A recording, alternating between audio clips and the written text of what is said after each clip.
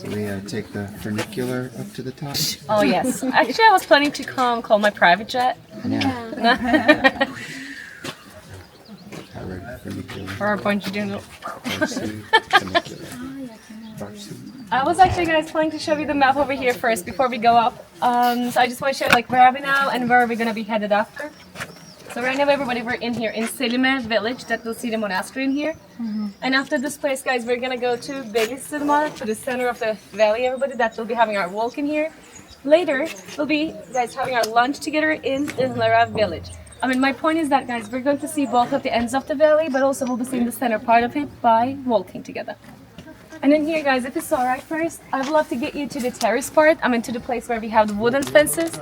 And then, guys, I'll be getting you to the one more floor up, to the upstairs again. And after I just introduce you what else we got around, you'll be having some time that you can explore it, and then we'll be meeting in the parking lot together. So we'll be doing the exercise first, and I'll give you the details up there. Alright? Let's go up.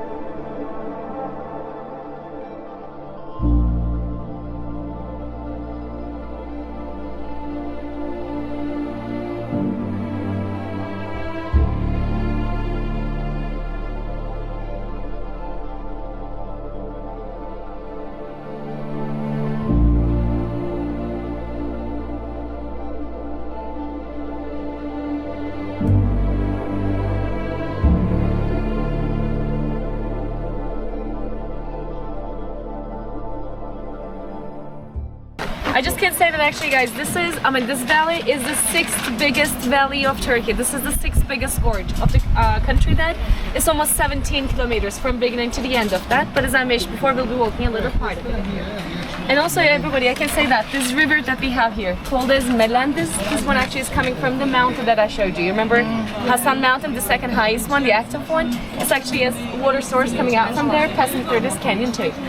Also, everybody, in here we have a lot of churches too, more than 100, but today, unfortunately, only 14 of them left today, just because of the collapses that again happened. If you just take a look right behind of you, you'll be guys seeing a lot of platforms again that fell from the top.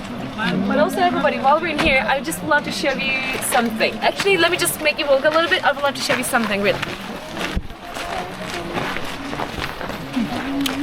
Do you actually guys see some tiny little carvings on the rocks? Like beehives looking things, small things. Yeah. I think you can just see them now guys better. You see, you guys have a lot of tiny little things.